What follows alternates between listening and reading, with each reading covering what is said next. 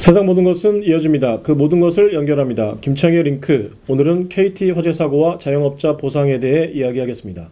KT 아현지 사고자 관련 자영업자에 대한 피해 보상 여부와 범위가 관심입니다. KT는 유무선 가입자에 대해 1개월치 이용료를 면제해 주겠다는 피해 보상책을 확정했습니다. 별도의 자영업자 배상책을 마련 중이라고도 했습니다. KT 약관상엔 고객이 3시간 이상 연속 서비스를 받지 못하면 시간당 기본료와 부가 사용료의 최대 6배를 보상하도록 되어 있습니다. KT가 별도 보상을 할 약관상의 의무는 없습니다. 법적으로는 특별손해가 입증된 경우 영업피해를 보상해야 합니다. 특별손해는 화재로 인한 통신망 두절과 피해의 인과관계가 관건입니다. 또 KT가 이 같은 사실을 사전에 예측할 수 있었는지도 배상 판단의 중요한 잣대가 될 수 있습니다. 법조계에서는 커피숍이나 제과점 등은 특별손해를 입증하기 쉽지 않다고 봅니다. 다만 퀵서비스나 배달앱 등 영업활동이 100% KT통신망에 의존하고 있는 경우엔 통상적 매출과 통신망 두절 기간의 매출을 비교해 그 차액은 특별손해로 간주될 수 있다는 시각이 우세합니다. 업계에 따르면 이번 KT의 통신망 두절로 피해를 본 자영업자 수는 17만 명으로 추산됩니다. 이들에게 10만원씩을 보상할 경우 총 보상액은 170억 원에 달합니다. KT가 확정한 1개월치 이용료 면제로 KT가 입는 손실 규모는 총 317억 원으로 증권업계는 추산하고 있습니다. 자영업자 보상책에 따라 KT의 손실 규모는 500억 원에서 많게는 700억 원까지 늘어날 수도 있다는 얘기입니다.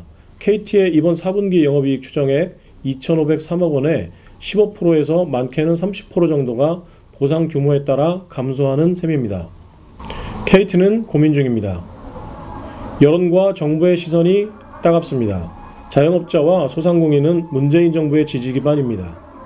문재인 정부가 카드 수수료 인하란 무리수까지 동원한 것도 52시간 근무제, 최저임금제 등에 대한 자영업자들의 반발을 무마하기 위한 고육지책이었습니다. 지지 세력의 이탈에 위기감을 느낀 것입니다. 정부가 눈꼬리만 살짝 올려도 KT 황창규 회장은 가슴을 쓸어내릴 수밖에 없는 상황입니다. 실제 정부와 정치권은 자영업자의 영업피해를 전액 보상하라고 KT를 공공연히 압박하고 있는 상황입니다. 여론과 정치권 압박에 떠밀려 자영업자의 영업피해를 KT가 전액 물어줄 경우 금고 사정이 걱정입니다. 통신요금 인하로 가뜩이나 돈줄이 말랐는데 5G 서비스 개시를 앞두고 돈 쓸 곳은 많아지는 상황입니다. 통신 3사가 차세대 서비스를 놓고 일대 격전을 벌인 태세인데 총알이 없는 총을 들고 전쟁터에 나가게 되는 셈입니다. KT는 자영업자의 영업피해에 대해 보상책을 내놓을 가능성이 상당히 큽니다. 통신은 대표적인 규제산업입니다. 각종 인허가와 주파수 할당 등을 놓고 사사건건 정부와 대면해야 합니다. 유영민 과학기술부 장관이 지난 26일 황창규 KT 회장을 비롯한 통신 3사 CEO들을 불러놓고 첫머리에서 강조한 것도 통신 주파수가 공공재란 점이었습니다.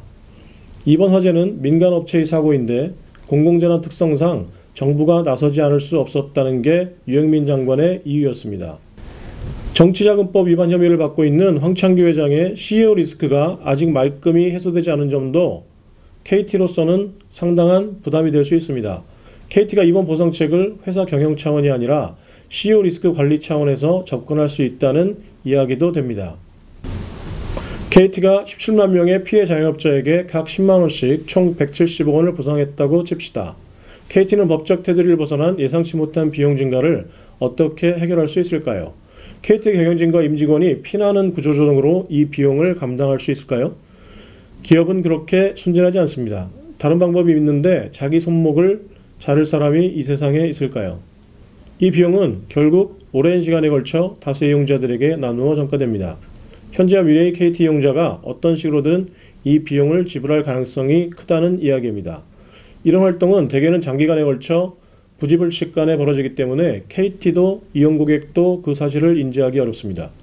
전체 이용자가 17만 자영업자의 피해를 상호부조하는 셈입니다. KT는 법적 테두리에서 보상책을 마련해야 합니다. 그게 최선입니다. 자영업자 입장에선 억울해 보일 수도 있습니다. 하지만 그건 자신과 KT의 계약이었습니다. KT가 통신망 두절로 예상 범위를 벗어난 자영업자의 피해를 전액 보상해야 한다면 반대로 통신망 설치로 인한 이익에 대해 자영업자들이 KT와 나누었던가요? 기업은 사회 시스템 아래서 예측 가능한 시나리오를 짜고 영업활동을 합니다. 시스템 밖에서 해야 할 일을 기업에게 강요해서는 안 됩니다. 제도가 잘못됐다면 이번 화재 사고를 계기로 제도를 손질해야 합니다. 통신은 공공재입니다. 유영민 장관의 말대로 그렇습니다. 통신사들은 그래서 주파수 할당을 통해 공공재에 합당한 가격을 지불했습니다. 정부는 공공재 수익의 종착지가 아니라 경유지입니다. 목적지는 통신망 이용자입니다. 이번 피해에 대한 법적 한도 이상의 책임은 따라서 정부에게 있습니다. 주파수 이용 대가를 어디에 써야 하는지는 정부도 잘 알고 있습니다. 김창익이었습니다.